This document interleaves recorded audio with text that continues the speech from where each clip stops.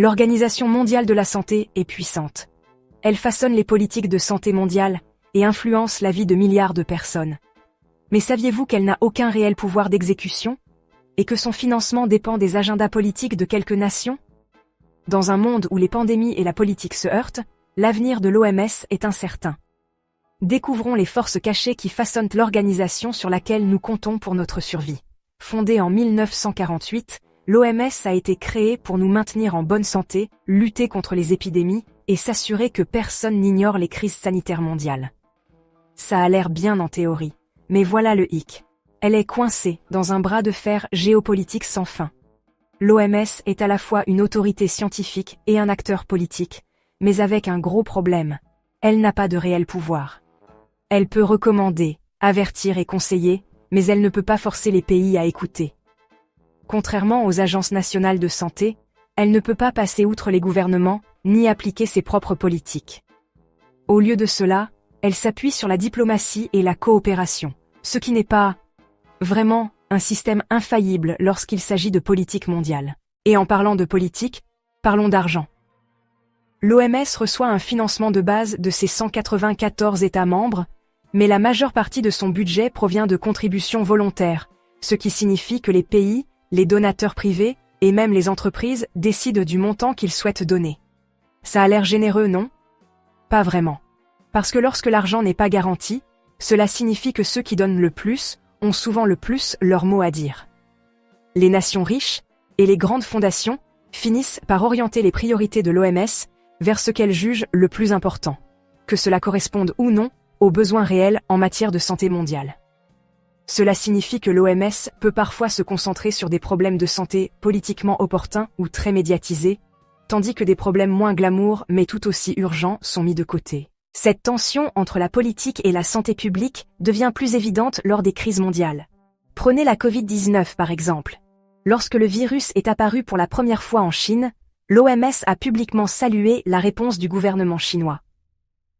Mais à mesure que la pandémie s'aggravait, l'organisation a été accusée, notamment par les États-Unis sous l'administration Trump, d'être trop indulgente envers Pékin.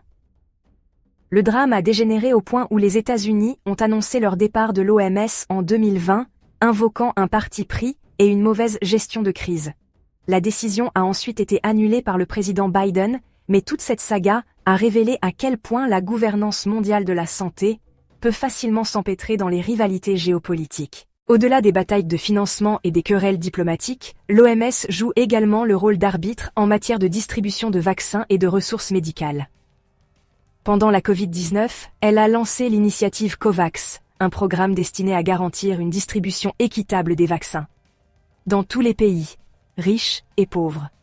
Excellente idée, sauf que ça ne s'est pas exactement passé comme prévu. Les pays les plus riches, sans surprise, ont donné la priorité à la vaccination de leur propre population, en s'assurant des parts importantes de l'approvisionnement en vaccins, tandis que les pays à faible revenu restaient en attente. Cela a mis en évidence une réalité brutale. Lorsque l'intérêt national se heurte à la coopération mondiale, l'OMS a peu de pouvoir pour imposer l'équité. Bien sûr, les problèmes de l'OMS n'ont pas commencé avec la Covid.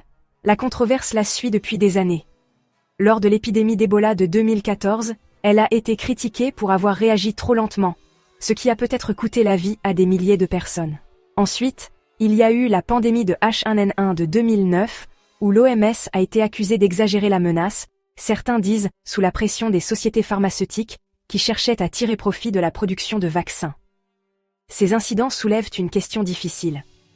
Dans quelle mesure les décisions de l'OMS sont-elles fondées uniquement sur la science, et dans quelle mesure sont-elles influencées par des pressions politiques et économiques?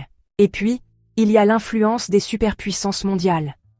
Des pays comme les États-Unis, la Chine et l'Union européenne exercent une énorme influence sur l'OMS, non seulement en raison de leur financement, mais aussi en raison de leurs ambitions géopolitiques plus larges.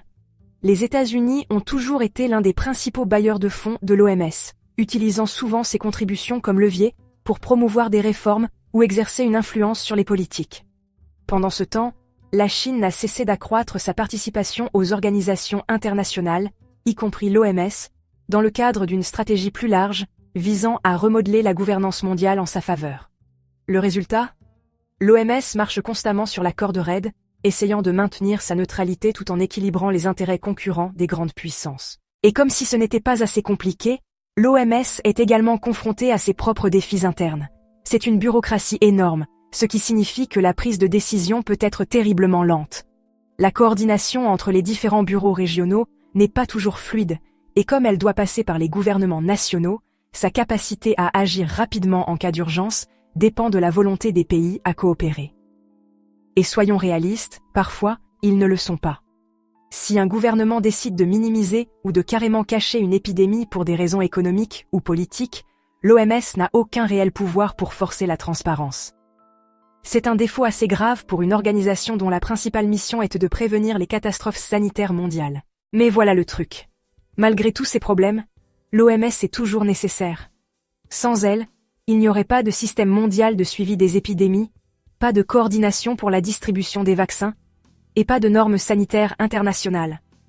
La vraie question n'est pas de savoir si nous avons besoin de l'OMS, mais comment elle peut être réformée pour réellement tenir bon dans un monde de plus en plus chaotique. Certains soutiennent que son modèle de financement devrait être revu, rendant les contributions des États membres obligatoires plutôt que volontaires, afin de réduire l'influence extérieure. D'autres suggèrent de lui donner plus de pouvoir d'exécution, bien que cela soulève des inquiétudes quant à la souveraineté nationale et au risque de dépassement de ses fonctions. En fin de compte, l'OMS n'est pas seulement une organisation de santé, c'est le reflet de la politique mondiale elle-même. Nous vivons à une époque de nationalisme croissant, de fragmentation géopolitique et d'un nombre croissant de menaces pour la santé, des pandémies aux maladies liées au climat. L'avenir de l'OMS dépend de sa capacité à maintenir sa crédibilité en tant qu'autorité sanitaire véritablement indépendante, ou si elle continuera à être tirée dans différentes directions par des intérêts nationaux concurrents. En fin de compte, l'OMS est imparfaite, politique et parfois terriblement inefficace, mais sans elle, le monde serait encore plus mal en point lors de la prochaine crise sanitaire mondiale. Et soyons honnêtes, ce n'est pas une question de si, mais de quand.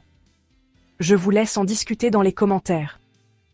L'OMS devrait-elle avoir plus de pouvoir, ou cela créerait-il des problèmes encore plus importants? Faites-moi savoir ce que vous en pensez. N'oubliez pas de vous abonner si ce n'est pas déjà fait. Prenez soin de vous, prenez soin de vos proches, et je vous retrouve bientôt dans une autre vidéo.